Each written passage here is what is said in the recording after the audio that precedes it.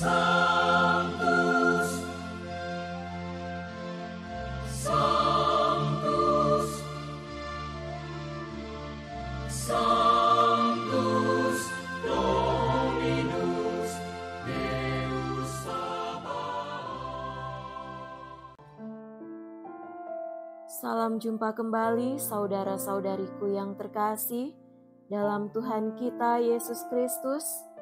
Salam sejahtera untuk kita semua. Berkat Allah yang Maha Kuasa senantiasa menyertai kita. Hari Selasa tanggal 20 Agustus tahun 2024 adalah peringatan wajib Santo Bernardus Abbas Pujangga Gereja. Bernardus lahir pada tahun 1090 dekat Dijon, Prancis. Setelah ditinggal mati oleh ibunya, ia menjalani hidup yang tak karuan. Tetapi beberapa tahun kemudian, ia membarui hidupnya bersama dengan beberapa orang temannya dan masuk biara pertapaan Citeux yang dipimpin oleh Santo Stefanus Harding. Di bawah bimbingan Santo Stefanus, Bernardus mempelajari kitab suci dan giat menulis buku. Karena kesalehan dan kepandaiannya, ia pun ditugaskan untuk mendirikan sebuah biara pertapaan yang baru bersama dengan 12 orang rekannya di sebuah lembah yang disebut Clairvaux atau Hening. Di bawah kepemimpinannya, biara ini amat berkembang pesat dan masyhur di seluruh Eropa. Santo Bernardus sendiri dikenal sebagai seorang pewarta, pembawa damai dan penegak kebenaran iman. Oleh karena itu, pada tahun 1830, ia digelari sebagai pujangga gereja, bahkan Bapa Gereja terakhir.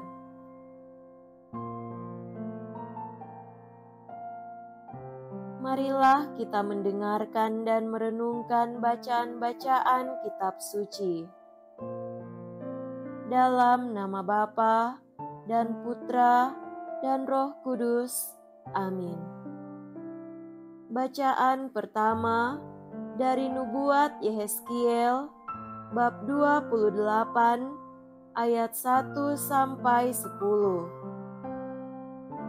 Tuhan bersabda kepadaku, "Hai anak manusia, katakanlah kepada Raja Tirus, beginilah sabda Tuhan Allah.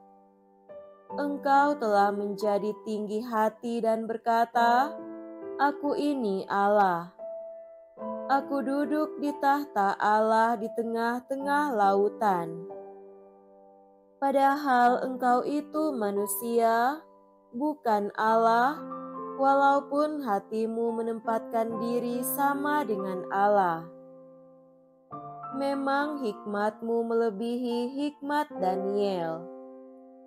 Tiada rahasia yang tersembunyi bagimu. Dengan hikmat dan pengertianmu, engkau memperoleh kekayaan. Emas dan perak kau kumpulkan dalam perbendaharaanmu. Karena engkau sangat pandai berdagang, engkau memperbanyak kekayaanmu, dan karena itu engkau menjadi sombong. Oleh karena itu, beginilah sabda Tuhan Allah. Karena hatimu menempatkan diri sama dengan Allah, maka sungguh aku membawa orang asing melawan engkau, yaitu bangsa yang paling ganas. Mereka akan menghunus pedang melawan hikmatmu yang terpuja dan menajiskan semarakmu. Mereka akan menurunkan dikau ke liang kubur, dan engkau akan mati seperti orang mati terbunuh di tengah lautan. Apakah engkau masih akan mengatakan di depan pembunuhmu, "Aku ini Allah"? Padahal bagi para penikahmu, engkau adalah manusia, bukan Allah. Engkau akan mati seperti orang tak bersunat, dibunuh oleh orang asing. Sebab akulah yang mengatakannya. Demikianlah sabda Tuhan. Syukur kepada Allah.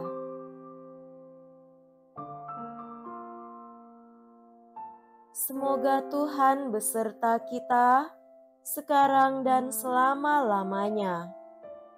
Inilah Injil suci menurut Matius. Dimuliakanlah Tuhan. Injil Matius bab 19 ayat 23 sampai 30. Yesus bersabda kepada murid-muridnya, "Aku berkata kepadamu, sungguh sukar sekali bagi orang kaya untuk masuk ke dalam kerajaan surga. Sekali lagi aku berkata kepadamu, lebih mudah seekor unta masuk melalui lubang jarum daripada seorang kaya masuk ke dalam kerajaan surga." Mendengar itu gemparlah para murid dan berkata, "Jika demikian, siapakah yang dapat diselamatkan?" Yesus memandang mereka dan berkata, "Bagi manusia, hal ini tidak mungkin, tetapi bagi Allah, segala sesuatu mungkin."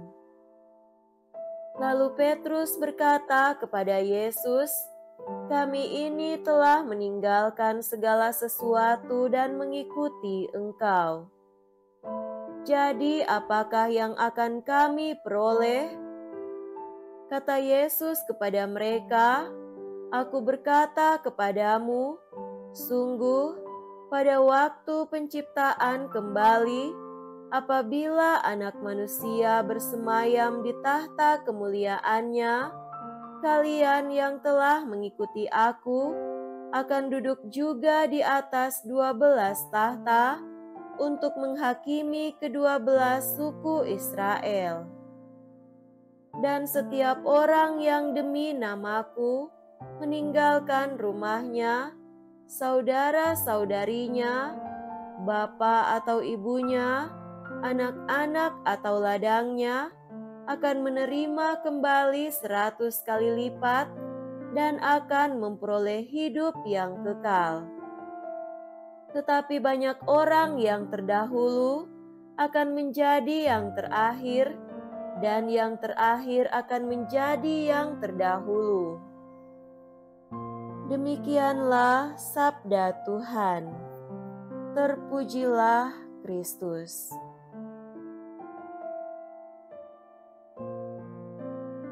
Saudara-saudariku yang terkasih dalam Tuhan kita Yesus Kristus, tema renungan kita pada hari ini adalah harta dan surga.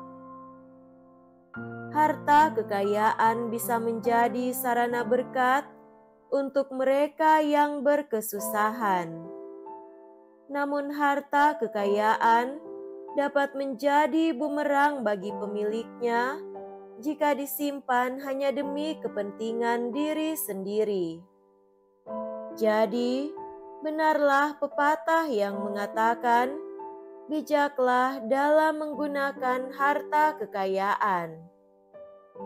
Saudara terkasih, dalam Injil hari ini, Yesus mengatakan bahwa sukarlah bagi orang kaya untuk masuk dalam kerajaan surga.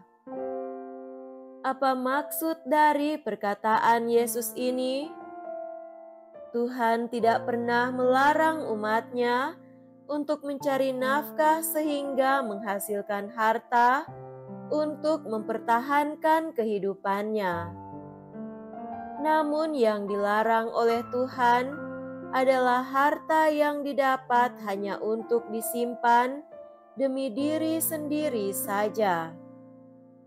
Harta yang disimpan untuk diri sendiri membuat seseorang terikat akan harta benda tersebut, sehingga mengubah manusia menjadi sombong dan tidak ingat akan Tuhan lagi, serta merendahkan sesama manusia. Yang dimaksud dengan orang kaya dalam Injil adalah orang kaya yang menyimpan hartanya bagi diri sendiri, tidak mau berbagi kepada mereka yang berkesusahan. Pada akhirnya, harta itu mengubah dia sehingga menjadi sombong di hadapan Tuhan dan sesama.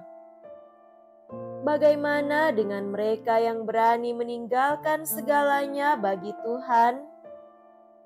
Tuhan dengan tegas menjawab bahwa mereka akan mendapat lebih banyak daripada apa yang telah mereka tinggalkan, bahkan kemuliaan yang telah dijanjikan bagi mereka.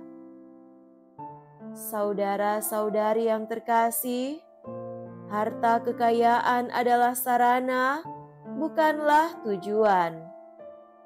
Namun banyak anak-anak Tuhan yang melihat harta adalah tujuan, bukanlah sarana, sehingga mereka mati-matian mengejarnya.